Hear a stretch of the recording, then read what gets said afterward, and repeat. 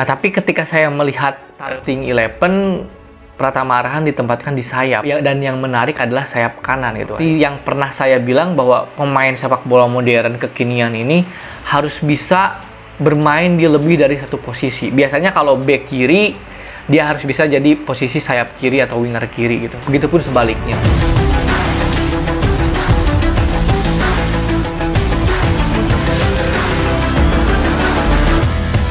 Halo semuanya, kembali lagi bersama saya di Ulasan Bola.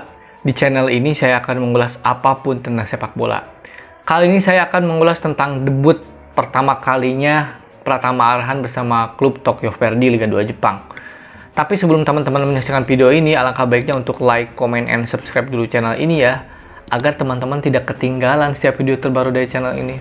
Ya, seperti yang kita tahu teman-teman, Pratama Arhan akhirnya menjalani debut pertama kalinya bersama Tokyo Verdy setelah beberapa bulan yang lalu diresmikan oleh Tokyo Verdy ya sebagai pemain baru dengan nomor punggung 38.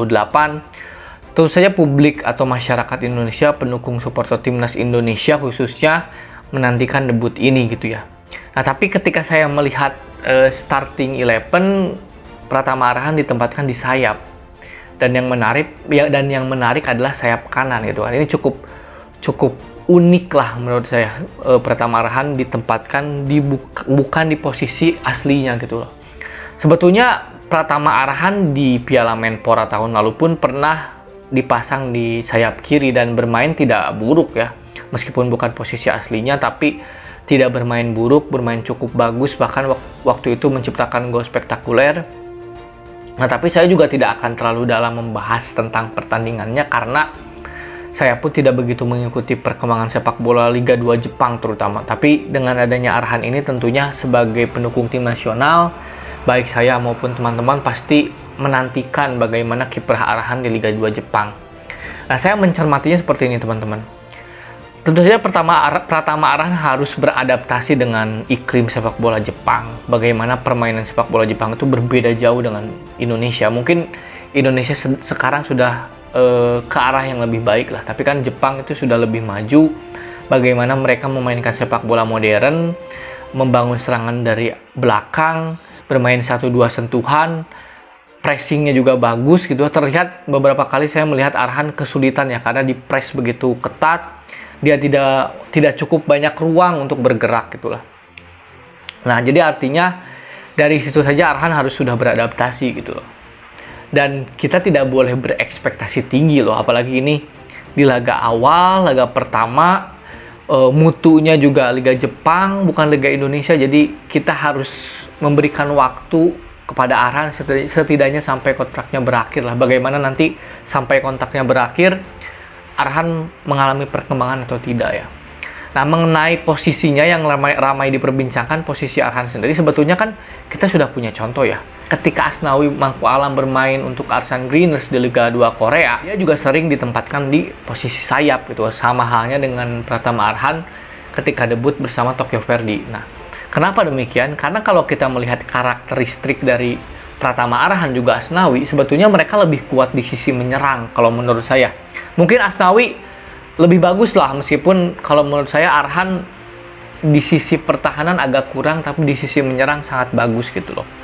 Jadi mungkin pelatih Tokyo Verdy melihat potensi itu dari Pratama Arhan, dan seperti yang pernah saya bilang bahwa pemain sepak bola modern kekinian ini harus bisa bermain di lebih dari satu posisi. Biasanya kalau back kiri, dia harus bisa jadi posisi sayap kiri atau winger kiri gitu. Begitupun sebaliknya.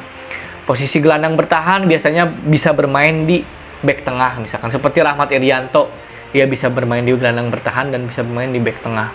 Atau mungkin striker bisa bermain di sayap. Jadi di era sepak bola modern ini pemain itu tidak kaku, tidak hanya terpatok dengan satu posisi, tapi mereka lebih mobile, lebih bergerak, lebih mengisi ruang yang kosong gitu. Jadi tidak terlalu textbook.